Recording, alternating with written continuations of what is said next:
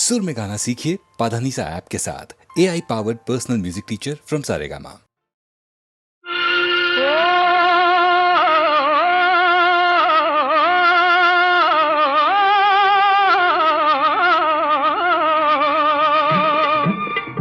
தர்மம் என்பார், நீதி என்பார், தரம் என்பார், சரித்திரத்தை சான்று சொல்வார். தாயன்பு பெட்டகத்தை சந்தியிலே எரிந்துவிட்டு சன்மான வீரர் என்பார். மர்மமாய் சதி புரிவார், வாய் பேசாபலைகளின் வாழ்வுக்கு நஞ்சு வைப்பார். கர்மவினை என்பார், பிரம்மன் எழுத்தென்பார், கடவுள் மேல் குற்றம் என்பார். கர்மவினை என்பார், பிரம்மன் எழுத்தென்பார், கடவுள் மேல் குற்றம் என்பார்.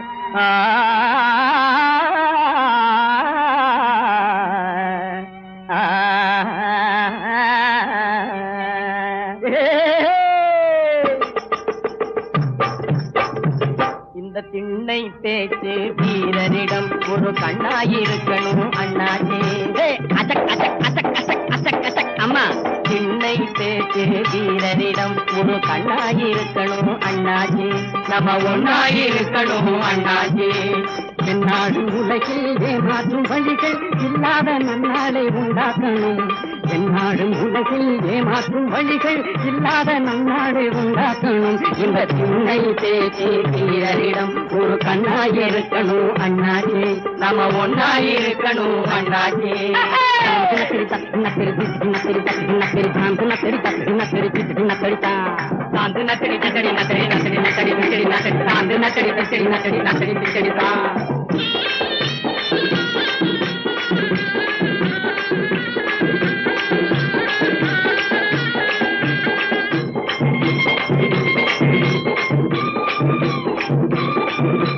பொதுநலம் பேசும் புண்ணியவான்களின் போக்கினில மேக வித்தியாசம். புது புது வகையில் புலம்புவதெல்லாம் புவியை மயக்கும் வெளிவேஷம். அந்த பொல்லாத மனிதர் கொல்லாமல் திருந்த நல்லோரை எல்லோரும் கொண்டாடணும். இந்த திண்ணை பேச்சு வீரரிடம் ஒரு கண்ணாயிருக்கணும் அண்ணாச்சி.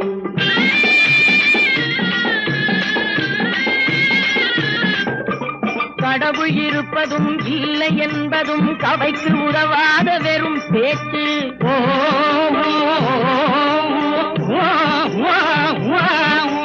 கடவுள் இருப்பதும் இல்லை என்பதும் கவைக்கு உதவாத வெறும் பேச்சு. கஞ்சிக்கில்லாதார் கவலை நீங்கவே கருத வேண்டியதை மறந்தாச்சு. பழங்கதைகளை பேசி காலம் வீணாக்கி கையாலை முன்னேற்றம் கண்டாகணும். இந்த திண்ணை பேச்சு வீரரிடம் ஒரு கண்ணாயிருக்கணும் அண்ணாச்சி. நாம ஒன்னாயிருக்கணும் அண்ணாச்சி. தாந்து நக்கடி தக்கடி நக்கடி நக்கடி நக்கடி தக்கடி நக்கடி தாந்து நக்கடி தக்கடி நக்கடி நக்கடி தக்கடி தான்.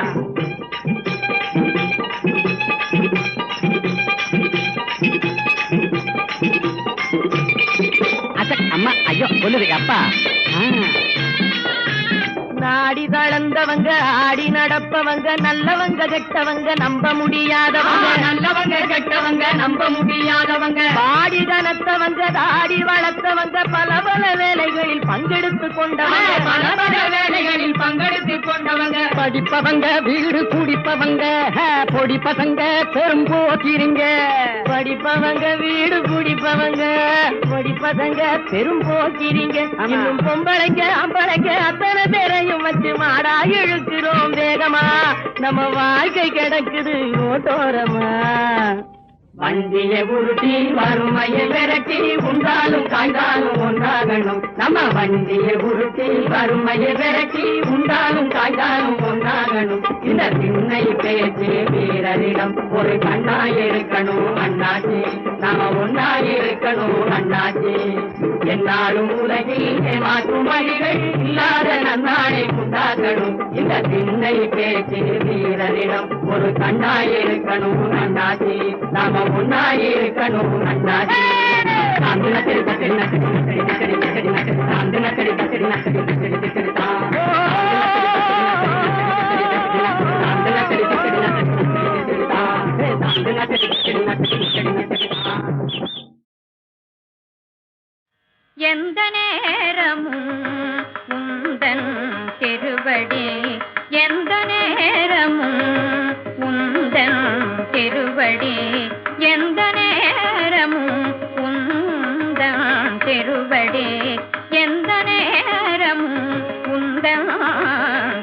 திருவடி தன்னை நினைந்திட வரமருளாயோ எந்த நேரமும் உந்தன் திருவடி தன்னை நினைந்திட வரமருளாயோ எந்த நேரமும் உந்தன் திருவடி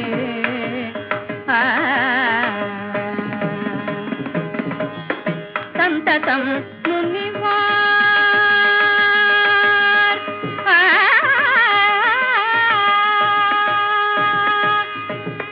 சந்ததம் முனிவார் சிந்தையில் உறையும் சந்ததம் முனிவார் சிந்தையில் உறையும் சந்ததம் முனிவார் சிந்தையில் உறையும் சந்ததம் முனிவார் சிந்தையில் உறையும் செந்தாமரை கண்ணாமணி வண்ணா செந்தாமரை கண்ணாமணி வண்ணா செந்தாமரை கண்ணாமணி வண்ணா எந்த நேரமும் உந்தன் திருவடி தன்னை நினைந்திட வரமருளாயோ எந்த நேரமும் உந்தன் திருவடி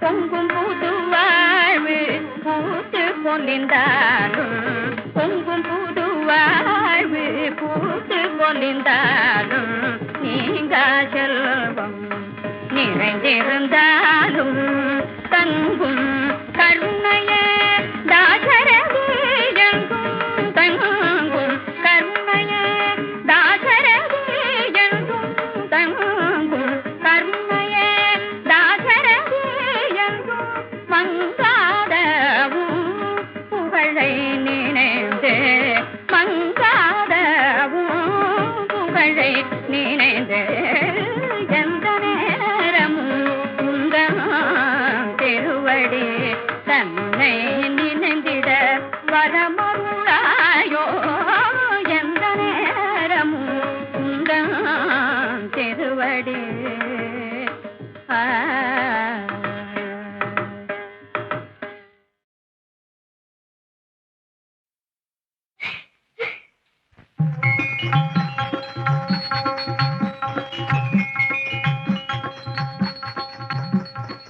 என்னடி கல்லா இது?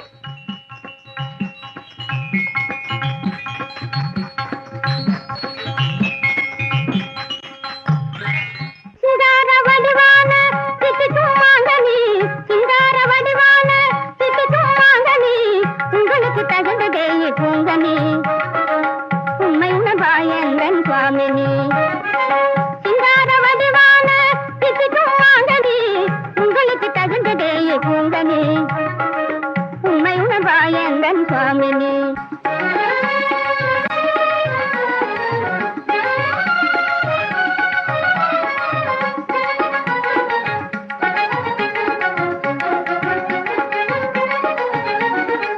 தங்க நிறமேனியிலே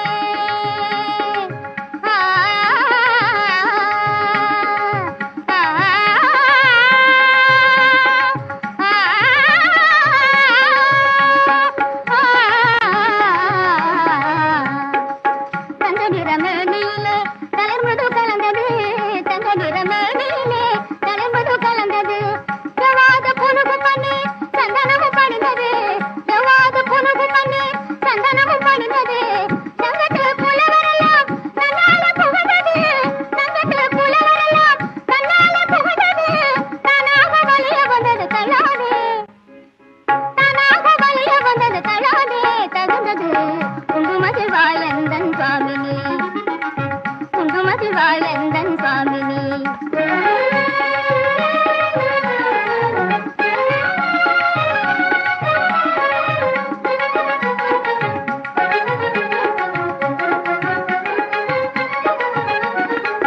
தொட்டாலே இனிக்கிறது புரியுதா?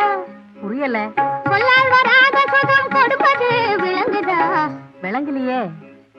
தொட்டாலே இனிக்கிறது புரியுதா? சொல்லால் வராத சுகம் கொடுப்பது விளங்குதா? இஷ்டத்தால் பெறுவதது என்ன என்னது? இக்கட்டாய் பெறுவதது என்னவே இனிப்பது, இக்கட்டாய் பெறுவதது என்னவே இனிப்பது, இயற்கையான இன்பம் அளிப்பது பண்டினால், இயற்கையான இன்பம் அளிப்பது பண்டினால் வாராயோ உண்மை உணர்வாய் என் சுவாமினி. சிங்கார வடிவான சித்திக்கும் மாங்கனி, உங்களுக்கு தகுந்ததே பூங்கனி, உண்மை உணர்வாய் என் சுவாமினி.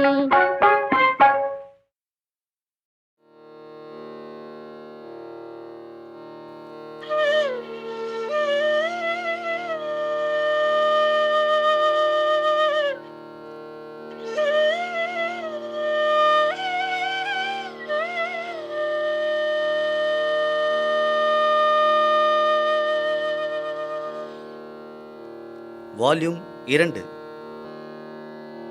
மாலையில், சுவாமி இது உங்களுடையது. இரவில், சுவாமி இது என்னுடையது. கோபத்தை தூண்டிவிடும் வார்த்தைகளை பிறர் நம் மீது வீசினால் என்ன செய்வது? எதிராளி நம்மை மட்டம் தட்டி பேசினால் அதை எப்படி எதிர்கொள்வது? இது போன்ற கேள்விக்கான விடை கௌதம புத்தரின் வாழ்க்கையில் நடந்த நிகழ்ச்சியில் இருக்கிறது. ஒருமுறை புத்தர் தனது பிரதான சீடரான ஆனந்தாவுடன் சென்று ஒரு வீட்டில் பிச்சை கேட்டார். புத்தரை பார்த்து அந்த வீட்டில் இருந்த பெண்மணி, சோம்பேறியே, கையும் காலும் நன்றாகத்தானே இருக்கிறது, உழைத்து சாப்பிட உனக்கு என்ன கேடு என்று திட்டி விரட்டினாள். ஒரு பெண் தனது குருவை இப்படி திட்டிவிட்டாளே என்று சீடரின் மனம் எரிமலையாக குமரிக் கொண்டிருந்தது. தயவு செய்து எனக்கு உத்தரவு கொடுங்கள், உங்களை திட்டி அந்த பெண்ணுக்கு சரியான பாடம் புகட்டிவிட்டு வருகிறேன் என்று ஆனந்தா புத்தரிடம் அனுமதி கேட்டார். அவர் ஒன்றும் சொல்லாமல் நடக்கத் துவங்கினார். மண்டையை பிளக்கும் வெயில் அடிக்கத் துவங்கியது.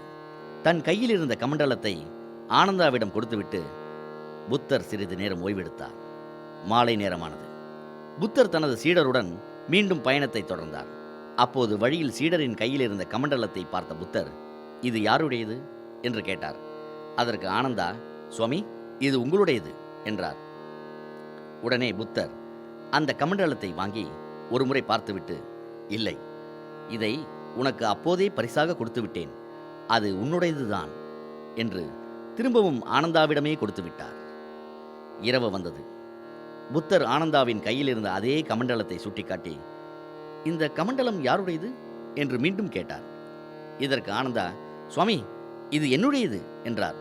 இதை கேட்ட புத்தர் சிரித்து விட்டார்.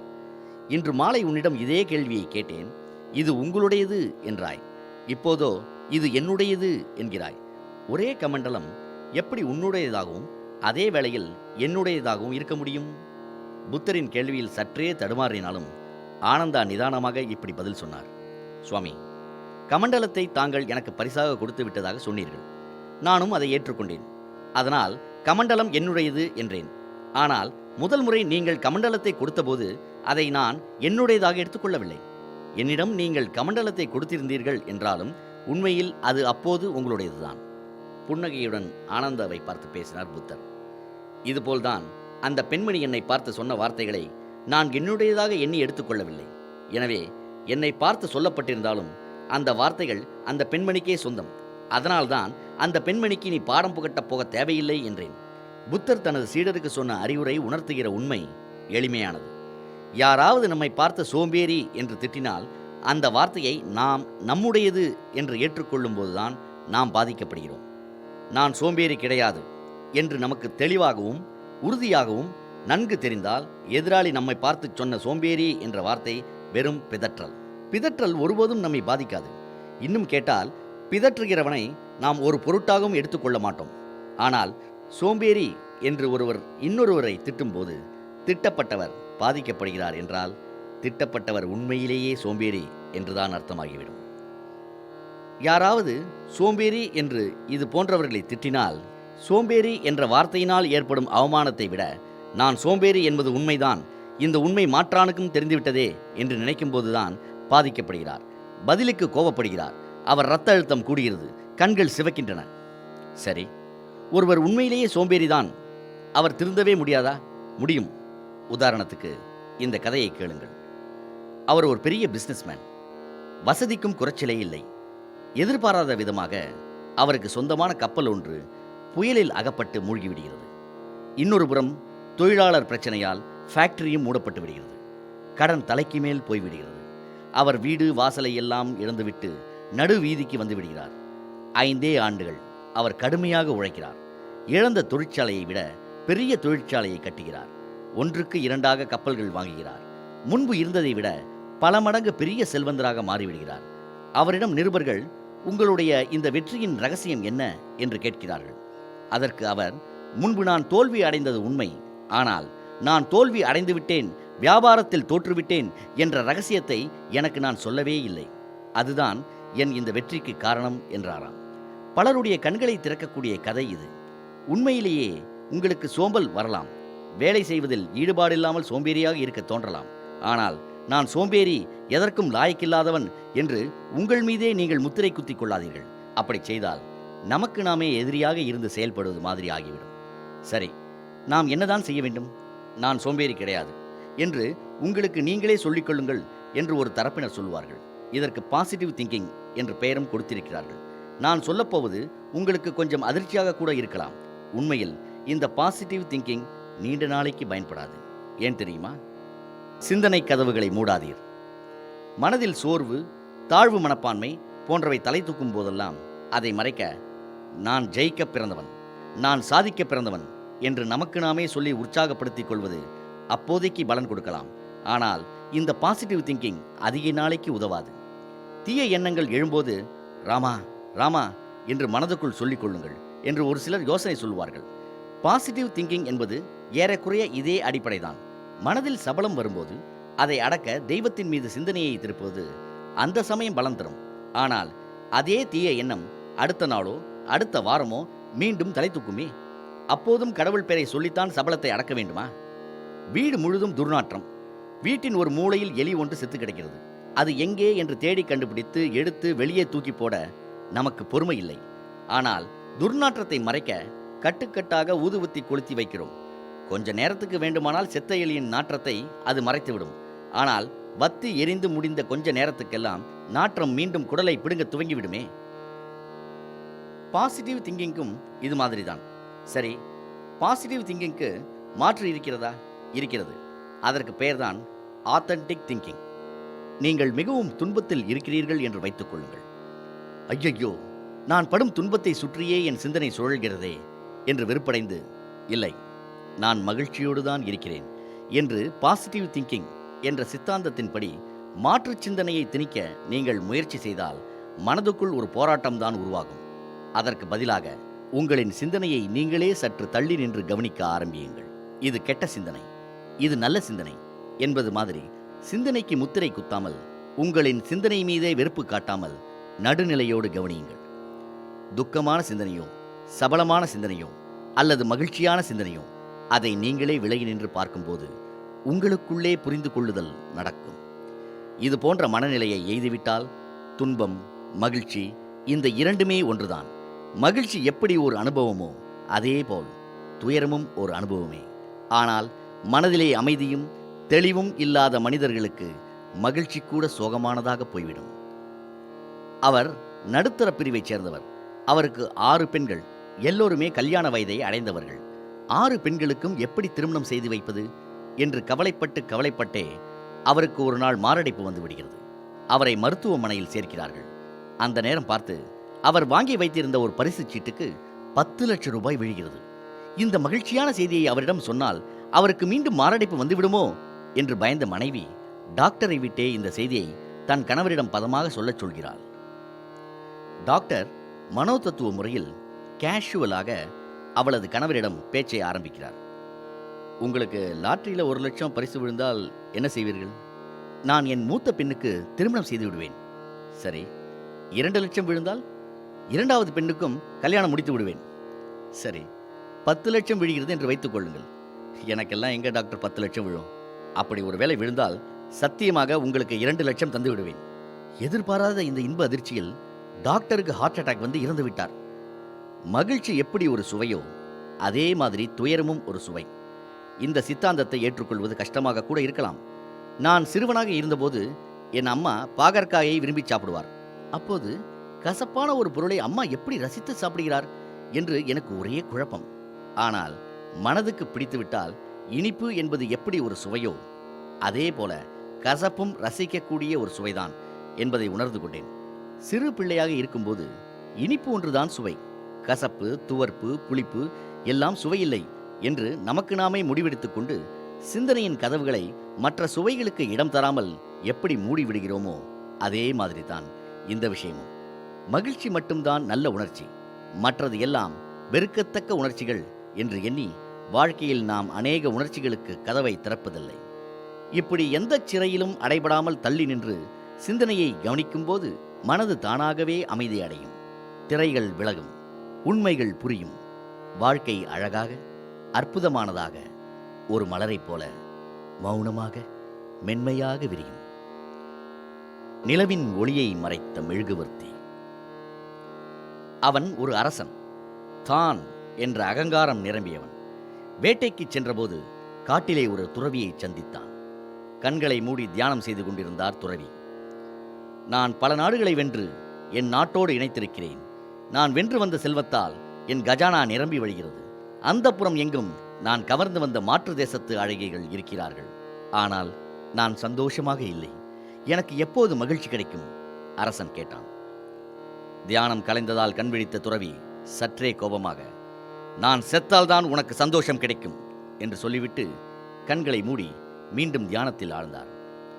நான் எத்தனை பெரிய அரசன், என்னையே அவமானப்படுத்துகிறாயா என்றபடி கொஞ்சமும் சிந்திக்காமல் துறவியை கொல்வதற்காக இடுப்பிலே இருந்த கத்தியை உருவினான். அட மூடனே, நான் என்றால் என்னை சொல்லிக் கொள்ளவில்லை. நான் என்ற இருமாப்பு செத்தால்தான் உனக்கு சந்தோஷம் கிடைக்கும் என்று துறவி விளக்கினார். நம்மை விட படிப்பிலோ பதவியிலோ செல்வத்திலோ குறைவானவன் என்று நாம் மதிப்பிட்டு வைத்திருக்கும் ஒருவர் ஒரு விவாதத்தின் போது நாம் சொல்லும் கருத்துக்கு ஆமாஞ்சாமி போடாமல் மாற்று கருத்தை சொல்லும்போது அதை ஏற்றுக்கொள்ள நம் ஈகோ இடம் கொடுப்பதில்லை. இன்னும் கொஞ்சம் ஆழமாக சிந்தித்து பாருங்கள். இது போன்ற ஈகோ உடையவர்கள் நாம் சொல்லும் கருத்தை எல்லோரும் ஏற்றுக்கொள்ள வேண்டும், நமக்கு எல்லோரும் மரியாதை கொடுக்க வேண்டும் என்றுதான் நினைக்கிறார்கள். அப்படியென்றால் என்ன அர்த்தம்?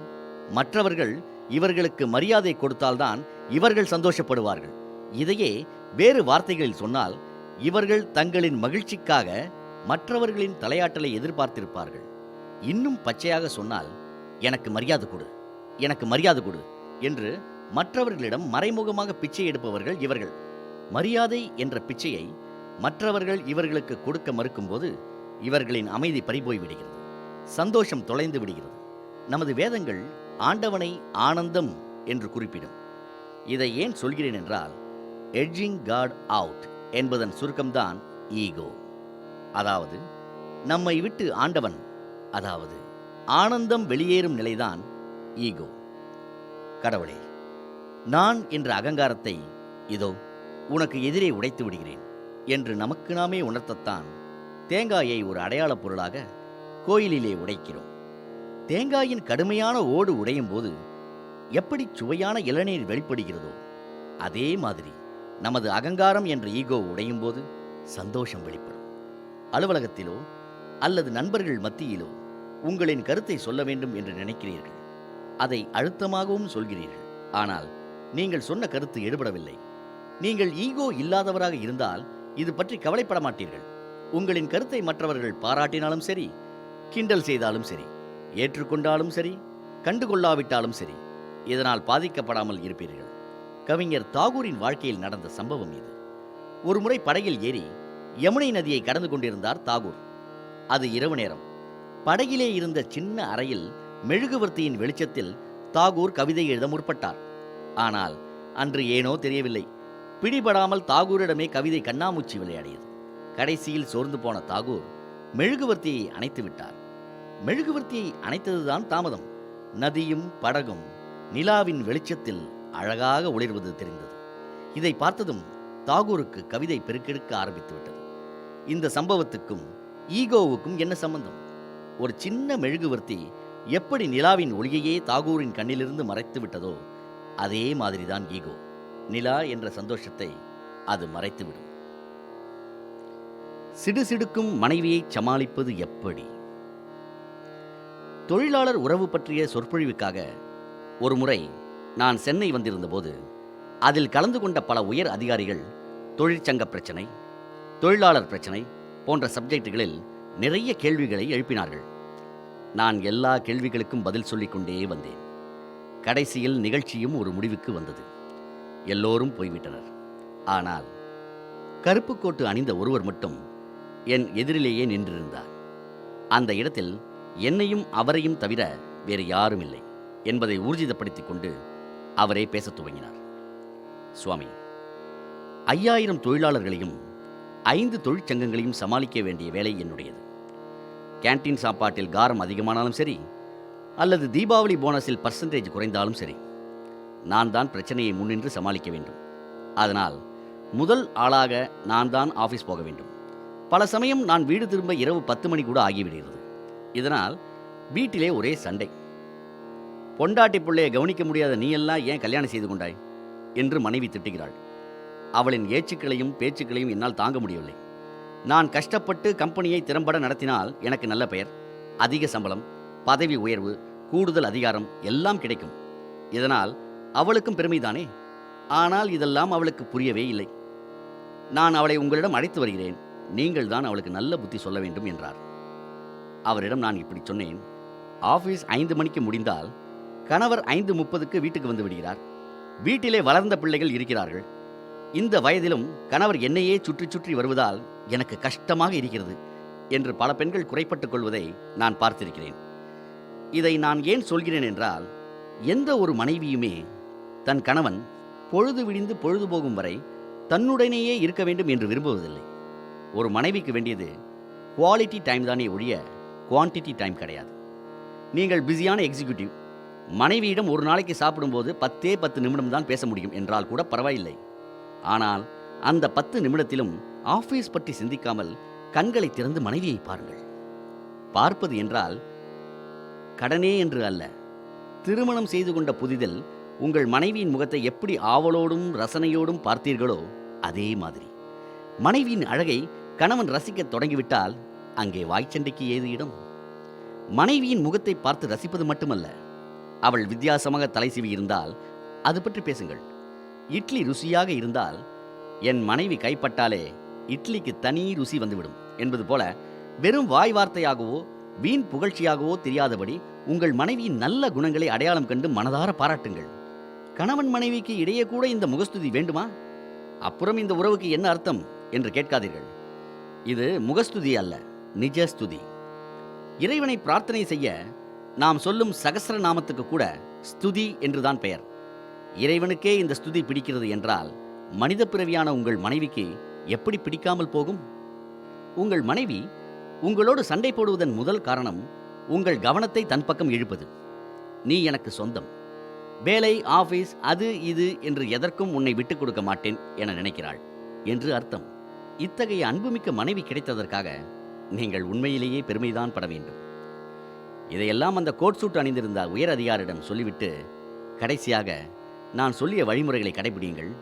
இதில் எதுவுமே பலன் கொடுக்கவில்லை என்றால் உங்கள் மனைவி உங்களிடம் சண்டை பிடிக்கும் போது அதையும் ரசிக்க ஆரம்பித்து விடுங்கள் என்றேன். குழப்பத்துடன் சென்ற மேனேஜர் 1 வாரம் கழித்து என்னிடம் மீண்டும் வந்தார்.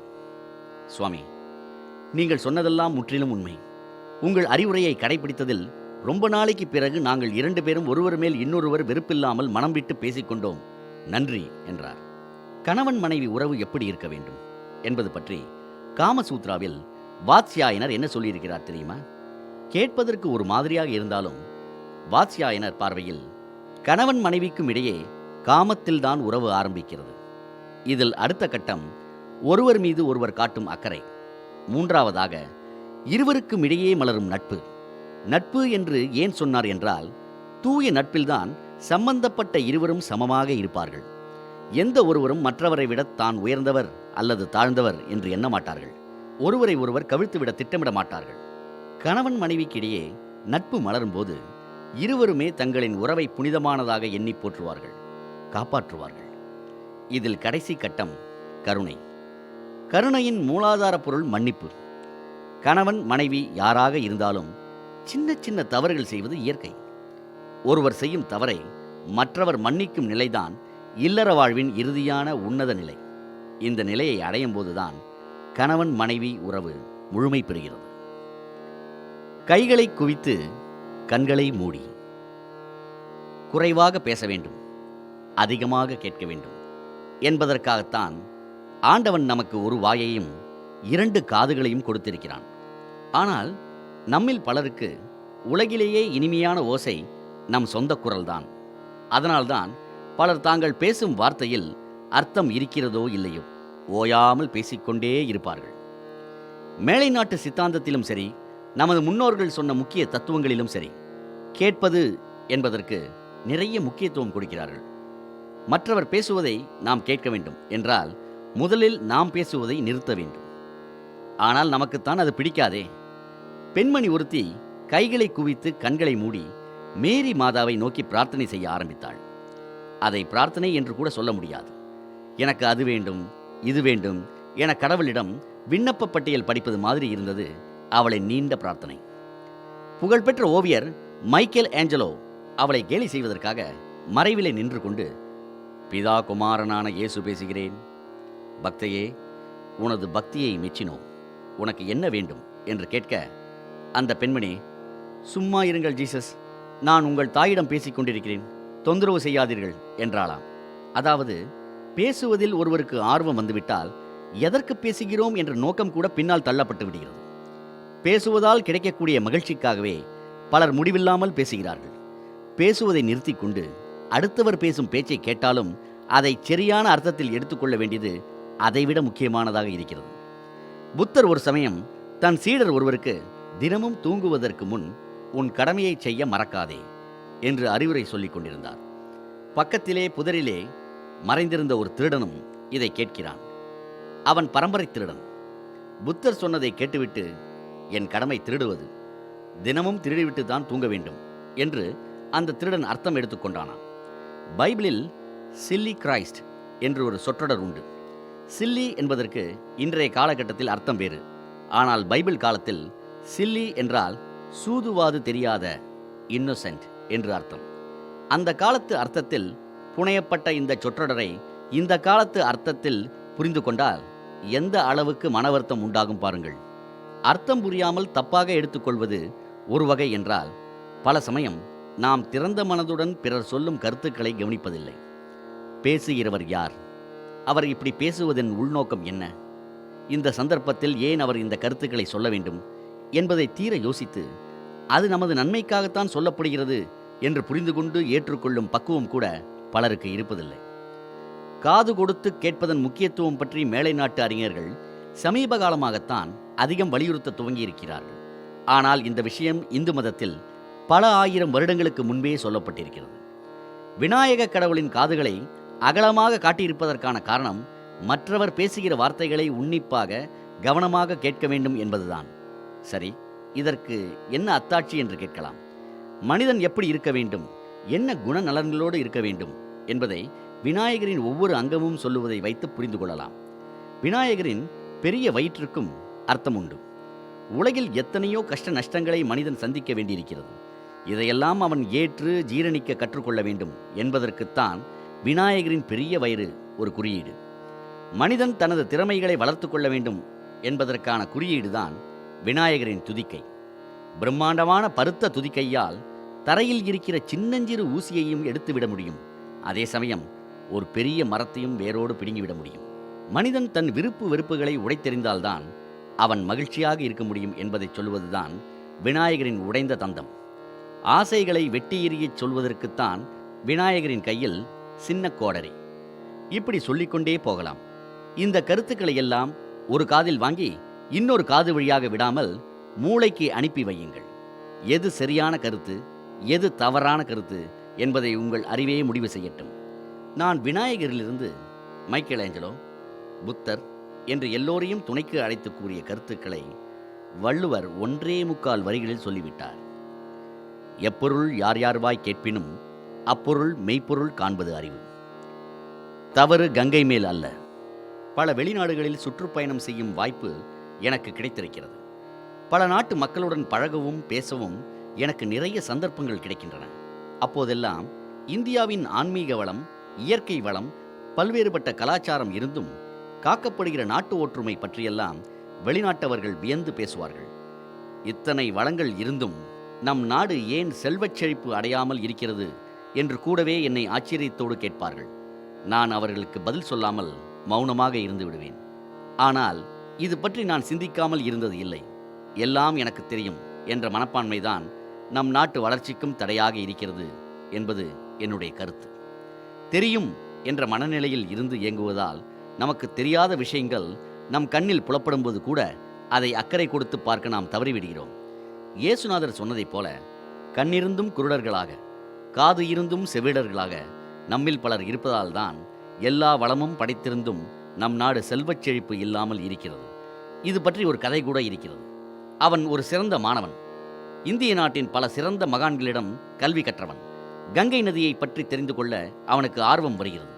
அவன் கங்கை பற்றி அறிந்த பலரையும் சந்தித்து நாள் கணக்கில் பேசி, கங்கை எங்கே உற்பத்தியாகிறது, எங்கே குறுகலாய் ஓடுகிறது, எந்த இடத்தில் அகண்ட கங்கையாய் மாறுகிறது, எங்கே வெள்ளப்பெருக்கு அதிகமாக இருக்கிறது, வங்காள விரிகுடாவில் எங்கே சங்கமிக்கிறது என்று சகலவிதமான தகவல்களையும் சேகரித்து அதன்படி ஒரு வரைபடமும் தயார் செய்கிறான்.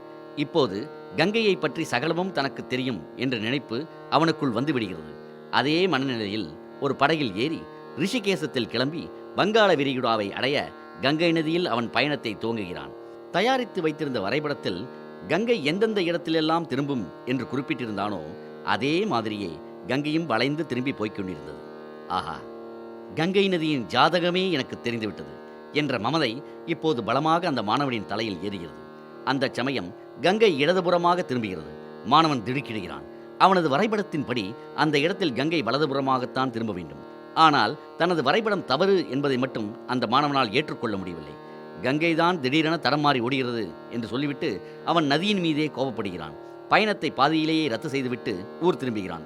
தெரியும் என்ற மனோநிலையில் இருந்து செயல்பட்டதால் முழுமையான அனுபவத்தை அவன் பெறவில்லை. நம்மில் பலரிடம் இருக்கும் இன்னொரு கெட்ட குணம், நம்முடைய தவறுகளை நாம் அவ்வளவு சுலபத்தில் திருத்திக் கொள்வதில்லை என்பது. தவறு என்று தெரிந்தாலும் நமது செயல்களை நியாயப்படுத்துவது, அப்படி நியாயப்படுத்துவதையே ஒரு பெரிய சாமர்த்தியமாக நினைப்பது, குதர்க்க புத்தி என்று இதற்கு பெயர்.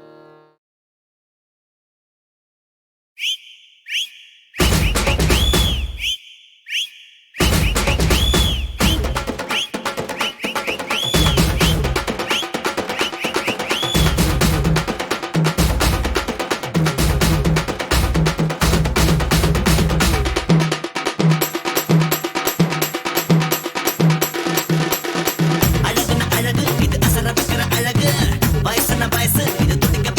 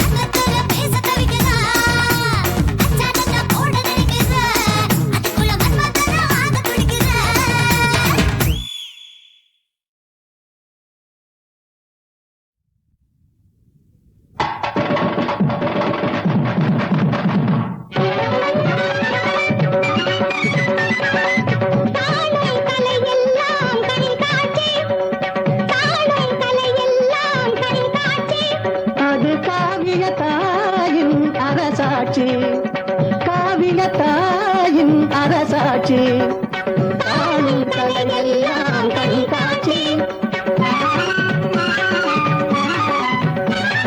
தேலோடும் மயிலோடும் முருகன் வந்தான் தேலோடும் மயிலோடும் முருகன் வந்தான் வேண்டிடும் அடியாக்கு தெய்வீக காட்சி அதுதான் திருக்காட்சி நல்ல கண்காட்சி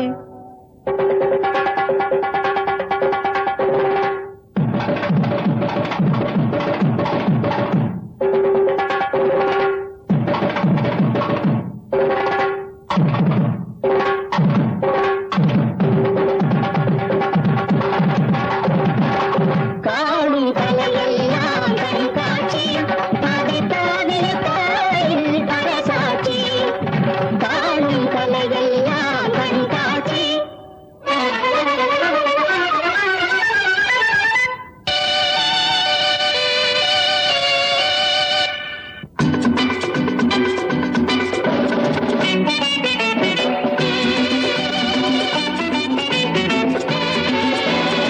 காணும் கலையெல்லாம் கண்காட்சி காணும் கலையெல்லாம் கண்காட்சி அது காவிய தாயின் அரசாட்சி காவிய தாயின் அரசாட்சி காணும் கலையெல்லாம் கண்காட்சி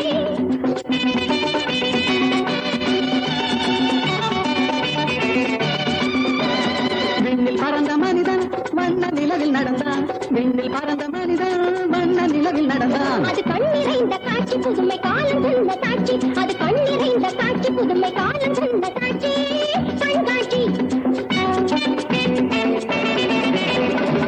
காணும் கலையெல்லாம் கண்காட்சி அது காவிய தாயின் அரசாட்சி காணும் கலையெல்லாம் கண்காட்சி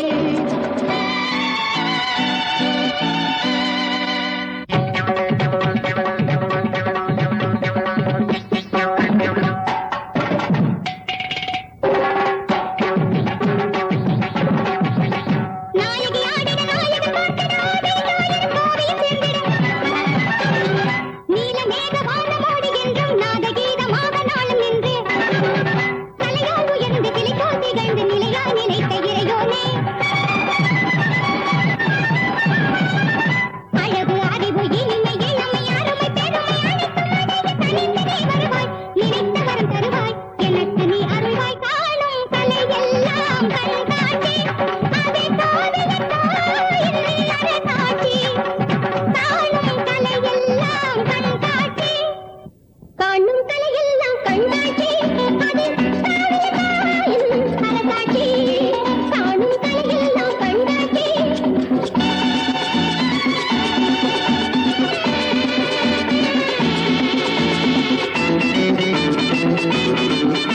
I am in the tower like a beautiful flower. I am in the tower like a beautiful flower. This is the meeting hour. This is the meeting hour. I'm waiting for an hour. I'm waiting for an hour. I'm waiting for my hour.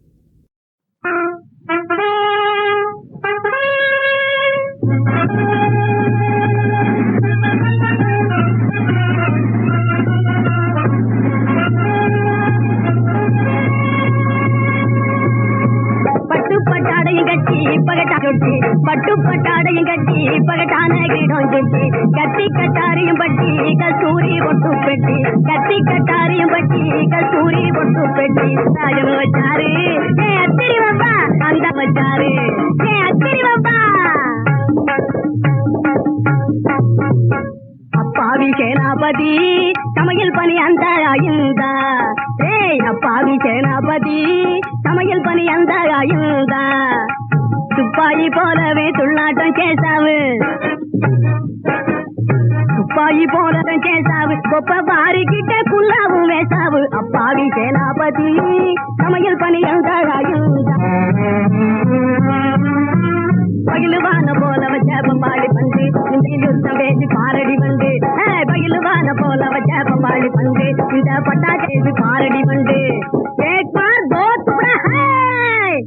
கோழி கூச்சினா பொழுது விடுகிறது கூடு சூச்சினா பதியுமாக கோழி கூச்சினா பொழுது விடுகிறது கூடு சூச்சினா பதியுமாகுது மேகம் வச்சிருந்தே மழையும் பெய்யுது தாகம் வச்சிருந்தே தண்ணி கேக்குது மேகம் வச்சிருந்தே மழையும் பெய்யுது தண்ணி கேக்குது யோகம் வச்சிருந்தே தலைய கணக்குது யோகம் வச்சிருந்தே தலைய கணக்குது சுத்துணவு துணு தத்துணுகளையின தனகேச ராஜனு வச்சாரு ராஜனு வச்சாரு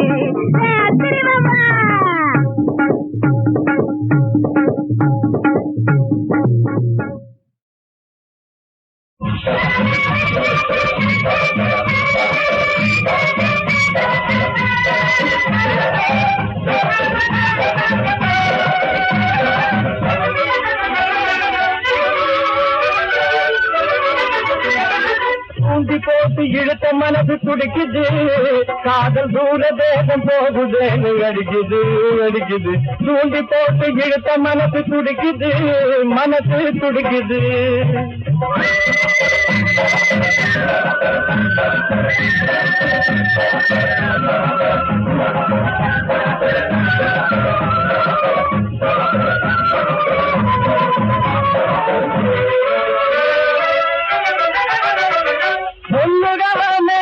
என்ன பார்க்காமலே போறா பொண்ணுகள நேரா என்ன பார்க்காமலே போறா கண்ணழகே கீடா இங்கு யாருதான் கீடா யாருதான் கீடா கண்ணழகே கீடா இங்கு யாருதான் கீடா யாருதான் கீடா அழகில்லவமானே அவ வார்த்தைய சொல்ந்தேனே அழகில்லவமானே அவ வார்த்தைய சொல்ந்தேனே போகுதே காதல் மூணு சொற்களை சுவேனு வேணு தூண்டி போட்டு இழுத்த மனசு துடிக்குது காதல் கூட தேகம் போகுதேனு அடிக்குது அடிக்குது தூண்டி போட்டு இழுத்த மனசு துடிக்குது மனசு துடிக்குது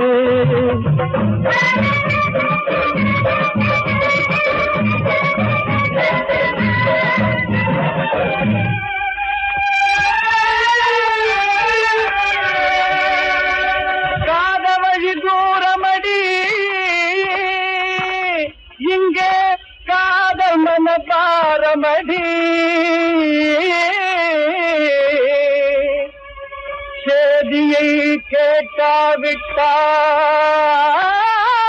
கேட்டாவிட்டால் என் மனசும் சுமதி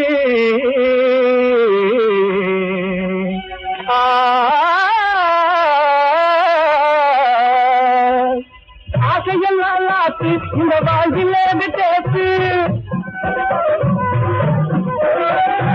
ஆசையெல்லாம் ஆத்து இந்த வாழ்விலே விட்டேத்து அவையில்லாம உலகில்லாம இருப்பதின் தான் வேத்து இருப்பதின் தான் வேத்து அழகில்லவமானு அவ வார்த்தைய சொல்ந்தேனு அழகில்லவமானு அவ வார்த்தைய சொல்ந்தேனு போகுதே காதல் மூணு சொற்களை சுவேனு வேணு தூண்டி போட்டு இழுத்த மனசு துடிக்குது காதல் தூர தேசம் போகுதேனு அடிக்குது அடிக்குது தூண்டி போட்டு இழுத்த மனசு துடிக்குது மனசு துடிக்குது பொண்ணுயவ நேரா என்னை பார்க்காமலே போறா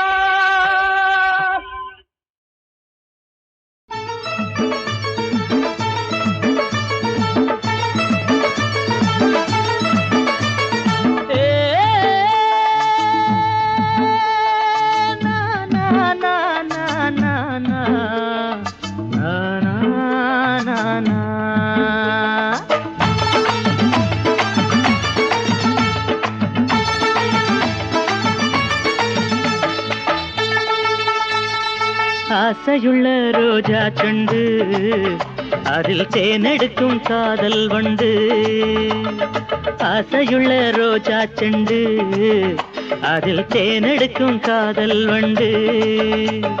தங்கத்து ரத்தினமே நெஞ்சுக்குள் தங்கிய சித்திரமே, தங்கத்து ரத்தினமே நெஞ்சுக்குள் தங்கிய சித்திரமே.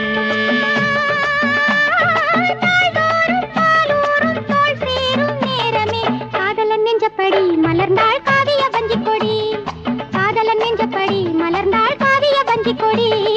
ஆசையுள்ள ரோஜா செண்டு அதில் தேனெடுக்கும் காதல் வண்டு.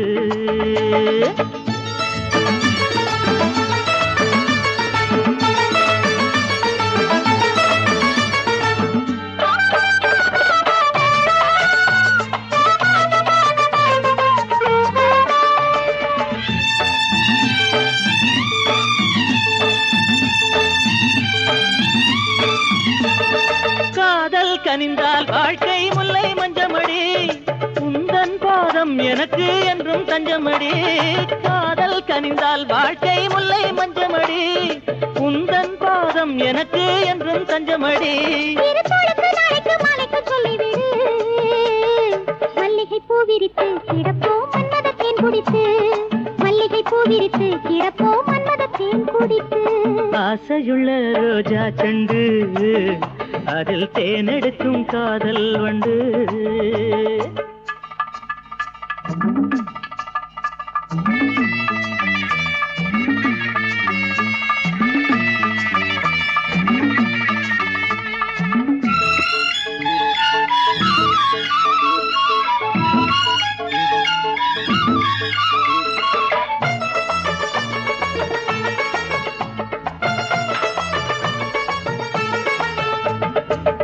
நிஜமான காதல் உணர்வோடு சேரும், உணர்வோடு சேர்ந்து உயிராக மாறும். அடசந்தன பந்துகள் மன்மத சிந்துகள் கொஞ்சிடத்துள்ளாதோ, அடசந்தன பந்துகள் மன்மத சிந்துகள் கொஞ்சிடத்துள்ளாதோ.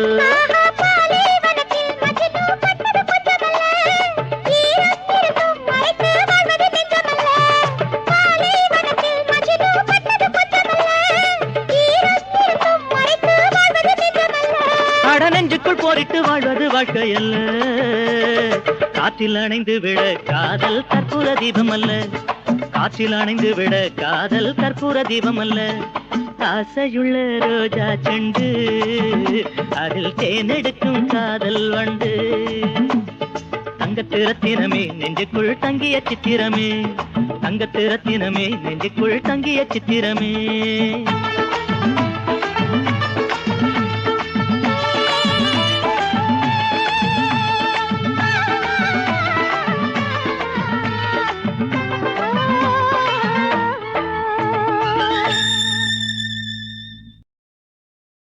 गणेश जय गणेश जय गणेश ओडिवा, जय गणेश जय गणेश जय गणेश ओडिवा, जय गणेश ओडिवा, जय गणेश ओडिवा, जय गणेश जय गणेश जय गणेश आडिवा, जय गणेश जय गणेश जय गणेश आडिवा, जय गणेश मंगलंगल எங்கும் தங்க ஓடிவா, जय गणेश मंगलंगल எங்கும் தங்க ஓடிவா, जय गणेश மாண்புடனே நாங்கள் வாழ ஆடிவா, जय गणेश மாண்புடனே நாங்கள் வாழ ஆடிவா, जय गणेश அன்பு நிலை தங்கிடவே ஓடிவா, जय गणेश அன்பு நிலை தங்கிடவே ஓடிவா, जय गणेश இன்ப நிலை ஓங்கிடவே ஆடிவா, जय गणेश இன்ப நிலை ஓங்கிடவே ஆடிவா, जय गणेश ஓடிவா, जय गणेश ஓடிவா, जय गणेश ஆடிவா, जय गणेश ஆடிவா, जय गणेश பாகிமா, जय गणेश பாடிவா, जय गणेश பாகிமா, जय